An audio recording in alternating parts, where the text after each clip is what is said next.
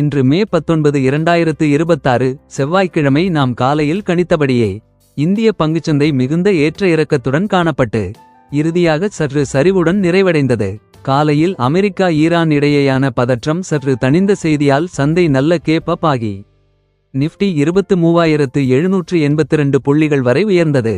ஆனால் இறுதி நேரத்தில் ரிலையன்ஸ், HDFC பேங்க் மற்றும் கோடக் பேங்க் போன்ற முன்னணி பங்குகளில் ஏற்பட்ட லாபப் பதிவு காரணமாக இந்த உயர்வு அனைத்தும் சரிந்து சந்தை நஷ்டத்தில் முடிந்தது. இன்றைய இறுதி நிலவரம்: BSE சென்செக்ஸ் 114 புள்ளிகள் சரிந்து 70200.85 புள்ளிகளில் நிறைவடைந்தது.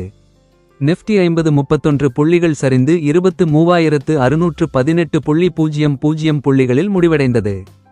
பேங்க் நிஃப்டி 127 புள்ளிகள் சரிந்து 53409.15 புள்ளிகளில் முடிவடைந்தது. இருப்பினும் லார்ஜ் கேப் சந்தை சரிந்தாலும் மிட் கேப் 0.9% மற்றும் ஸ்மால் கேப் 1.2% குறியீடுகள் இன்று நல்ல ஏற்றம் கண்டன.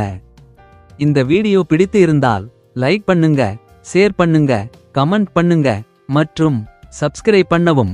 மீண்டும் அடுத்த பதிவில் சந்திக்கும் வரை உங்கள் BM மணி சேனல் குழு.